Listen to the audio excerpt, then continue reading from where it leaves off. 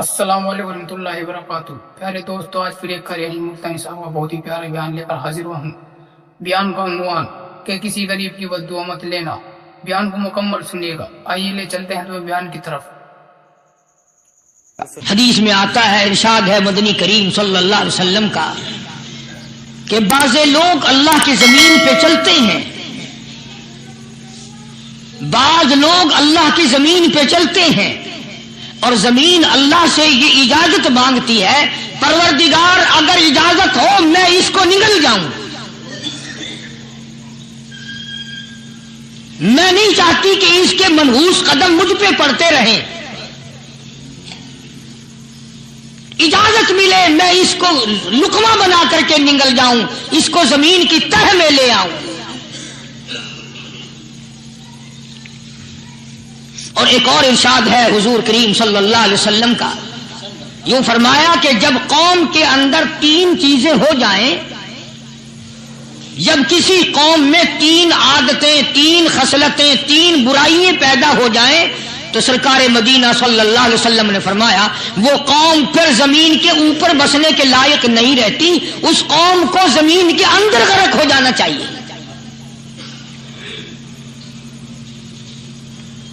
وہ کون سی باتیں ہیں؟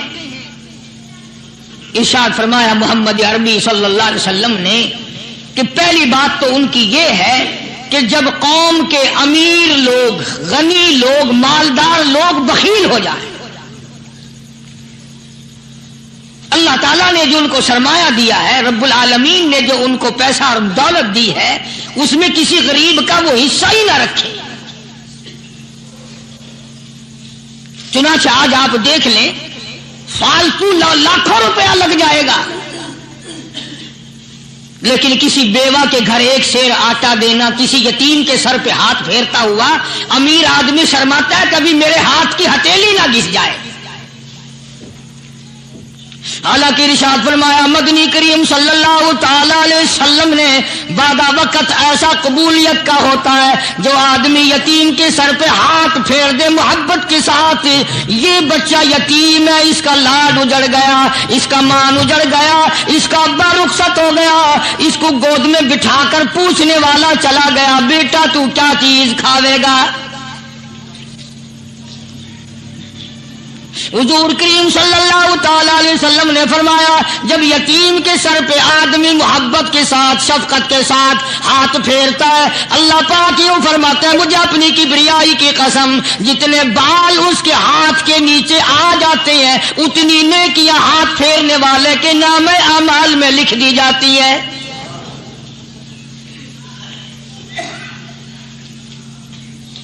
مگر ہمارے یہاں دستور نہیں، غریب کو مارو اور نیچا کرو اسے۔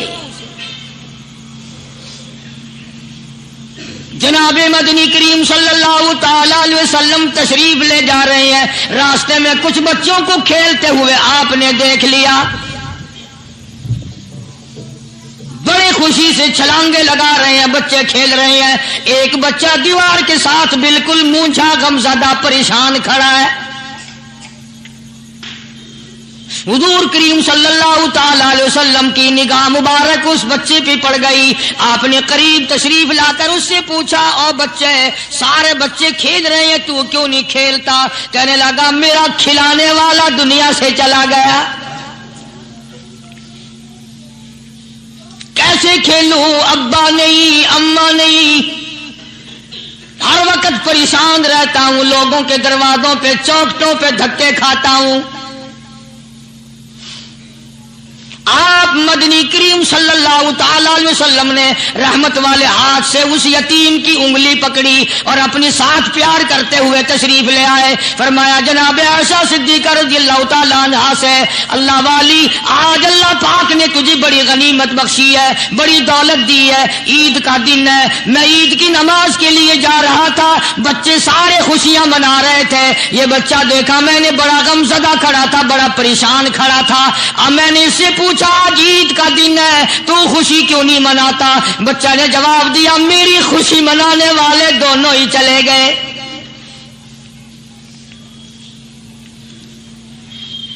آج اللہ نے یہ موقع بخشا ہے اسے نہلا دھلا، اس کو نئے کپڑے پہنا،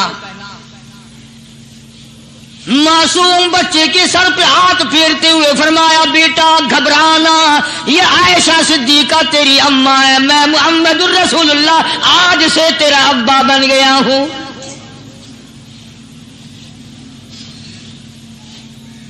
نہلایا دھلایا، کھلایا پلایا، ہنسایا، اسے بلایا ساتھ لے کر۔ جب حضور کریم صلی اللہ تعالی علیہ وسلم ان بچوں کے پاس سے پھر گزرے جو پہلے کھیل رہے تھے، اس زمانے کے تو بچے بھی سمجھدار تھے، آج تو چٹی داڑھی والوں کو سمجھ نہیں ہے۔ قبر بالکل کنارے، قبر کے کنارے پہ کھڑے ہیں پھر بھی سمجھ نہیں۔ کسی کو حسد نے مارا، کسی کو تکبر نے مارا، کسی کو دولت کی بیماری نے مارا، اسی کو مجذوب کہتا ہے، نفس اور شیطان خنجر در بغل۔ کوئی آدمی اپنے بارے میں اطمینان نہ کرے کہ میرا معاملہ ٹھیک ہو گیا، نہ جانے آخری وقت میں کیا بن جائے گی۔ ایک اللہ والے کا انتقال ہونے لگا، آخری وقت ہے، خاندان اس اللہ والے کا چاروں طرف بیٹھا ہوا ہے، مریدین بیٹھے ہوئے ہیں، اللہ والے کی چاروں طرف حلقہ بیٹھا ہوا، آخری وقت ہے۔ عربی زبان میں جس کا ترجمہ یہ ہے، اس کی زبان سے ایک بات نکلتی ہے، ابھی نہیں ابھی نہیں ابھی نہیں ابھی نہیں ابھی نہیں۔ مرنے کے بعد کسی نے خواب میں دیکھا تو پوچھا حضرت جی دنیا درود شریف پڑھتی ہے، مرتے وقت کلمہ پڑھتے ہیں، اللہ اللہ کرتے ہیں، یہ آپ ابھی نہیں کیا فرما رہے تھے؟ تو یوں فرمایا تمہیں کیا معلوم ہے، شیطان میرے سامنے کھڑا تھا اور کہتا تھا میں نے دنیا کو پھنسایا، دنیا کو ورغلایا، دنیا کو بہکایا، تو میرے پھندے سے پھنس گیا، تیرے علم نے تیری نیکی نے بچا لیا۔ تو میں کہتا تھا ظالم ابھی تو سانس آ رہی ہے، نہ جانے کیا بنے گی، ابھی نہیں ابھی نہیں ابھی نہیں۔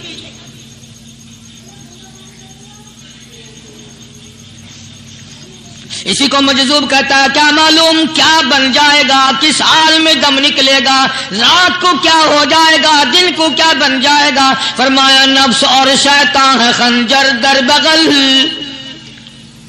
نفس اور شیطان ہے خنجر در بغل، وار ہونے کو ہے اے غافل سنبھل۔ آیا دشمن کا وار، 4 نمازیں پڑھی، باقی ساری دنیا کافر نظر آنے لگ جاتی ہے۔ میں نمازی ہوں، یہ سارے بے ایمان پھرتے ہیں۔ شیطان پیدا کرتا ہے یہ چیزیں۔ اگر اللہ نام پہ تھوڑی سی کبھی خیرات کر دی تو بہانے لوگوں کے سامنے ذکر ہو رہا ہے، اجی آج کل تو ہمارے کاروبار نہیں، ورنہ انشاءاللہ فلاں مسجد جو ہے نا یہ ہم نے بنائی تھی۔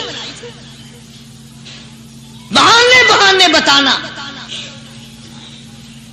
اسی لیے مجذوب کہتا ہے گھبرایا نہ کر اور اپنے آپ کو اطمینان نہ دلایا کر، کہتا نفس اور شیطان ہے خنجر در بغل، وار ہونے کو ہے اے غافل سنبھل۔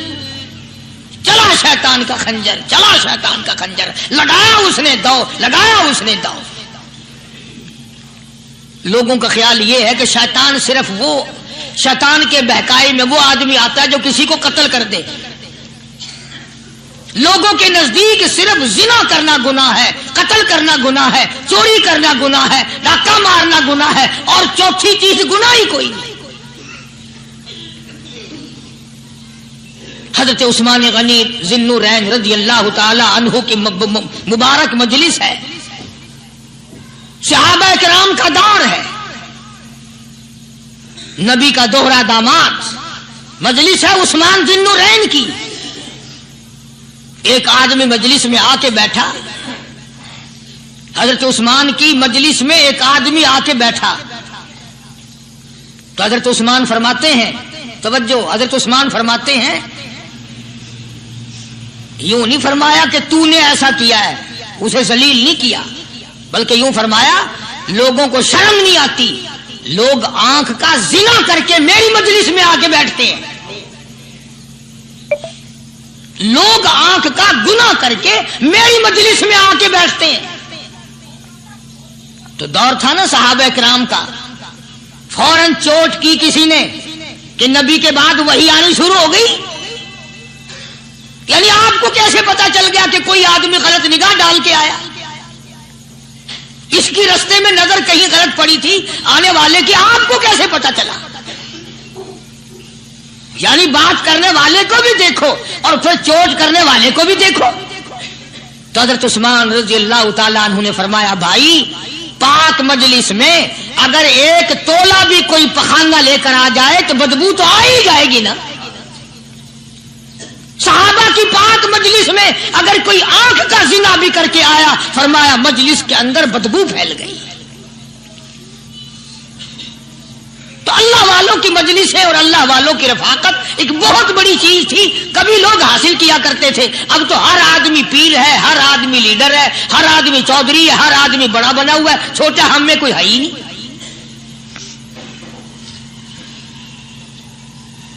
और इन वलियों की भी अलग अलग विचारों की रमजें होती हैं। उलमा किराम ने लिखा है, हजरत ख्वाजा बाकी बिल्ला रहमतुल्लाह अलैह दिल्ली में मजार है, बहुत बड़े बुजुर्ग गुजरे हैं। देखो मैं जिक्र खैर कर रहा हूं ना, कई लोग तुम्हें निकलते हुए टांगे वाले, घोड़े वाले, रक्षे वाले कहते हैं कारी अली वलियों को नहीं मानता। मैं ये जिक्र खैर वलियों ही का तो कर रहा हूं।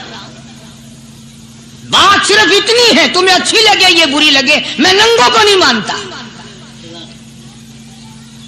मेरे नजदीक वली वो है जिसकी रग रस से, नस नस से, खून के कतरे कतरे से, हर अदा से, हर सुन्नत से, हर तरीके से मोहम्मद अरबी सल्लल्लाहु अलैहि वसल्लम की सुन्नत जिंदा होता हो। मैं उसको वली नहीं मानता जो कपड़ों से नंगा फिरता हो।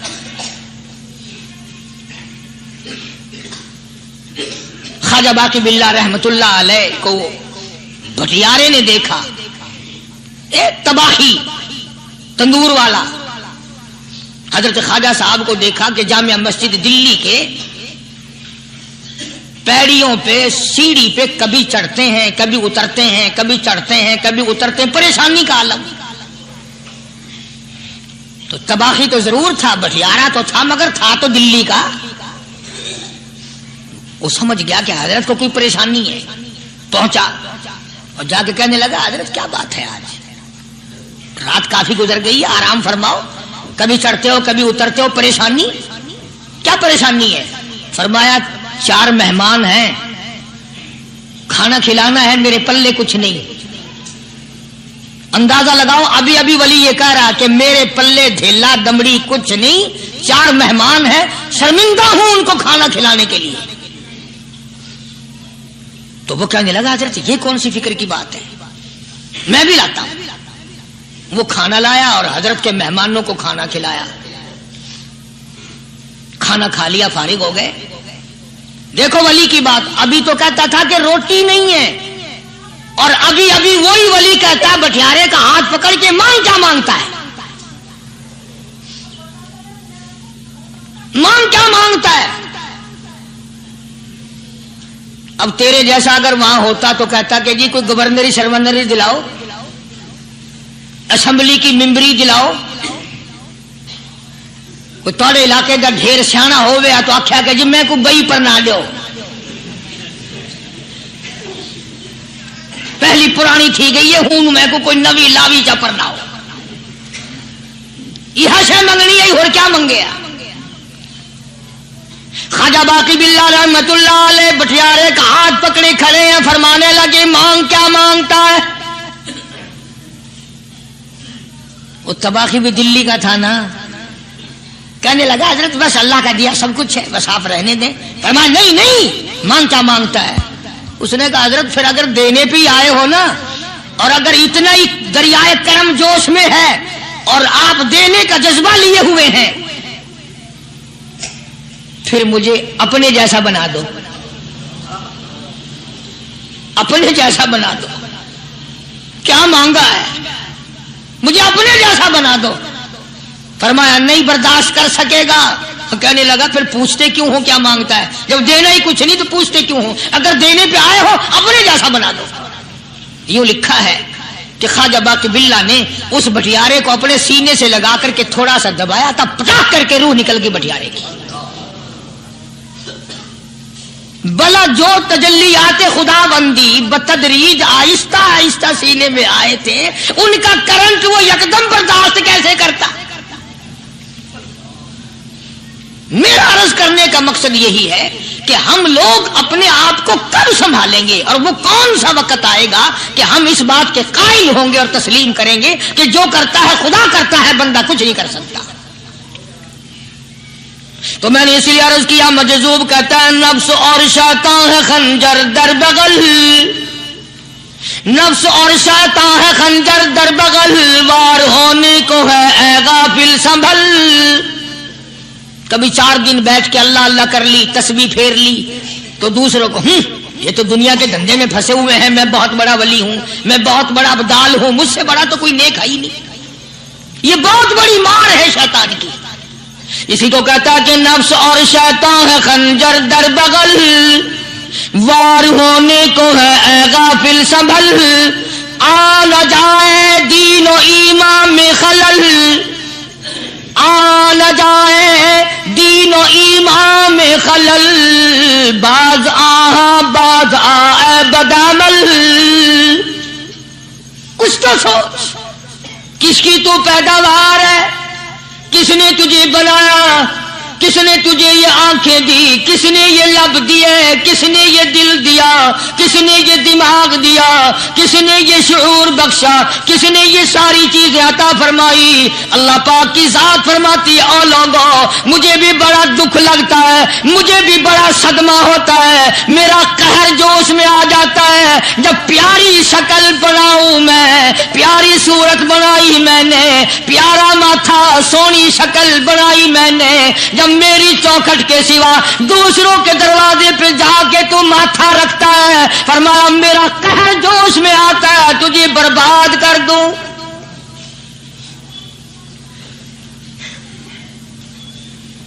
سب کچھ میں نے دیا، سب کچھ میں نے بخشا، اور پھر بھی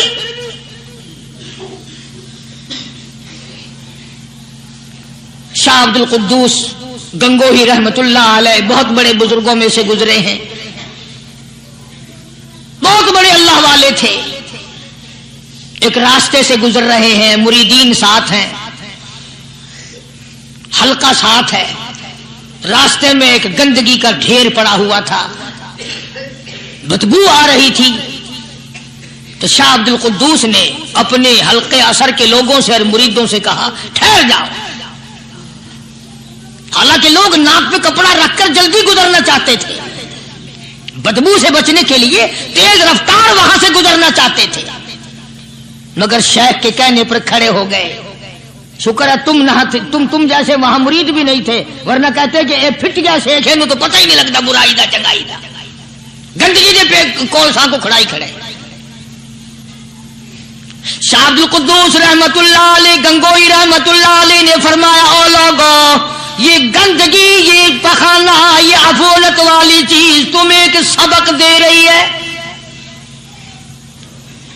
وہ بڑے حیران ہوئے کہ گندگی سبق دے رہی ہے کہ ہاں یہ بدبو کا ٹھکانہ یہ سبق دے رہا ہے کہ ہاں یہ ایک سبق تمہیں پڑھا رہا ہے۔ اور وہ کیا؟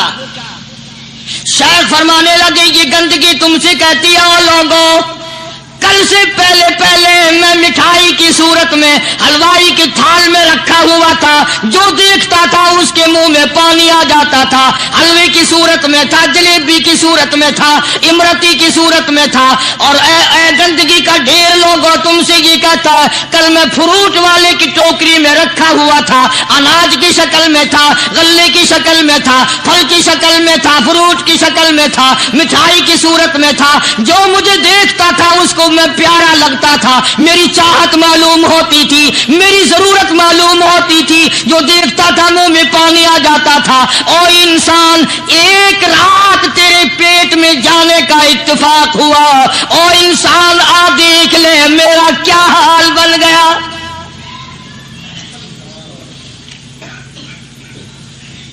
ایک رات تو تیری صحبت میں رہا ہوں، ایک رات تیرے اندر ٹھہرنے کا اتفاق ہوا، دیکھ میرا کیا حال بن گیا۔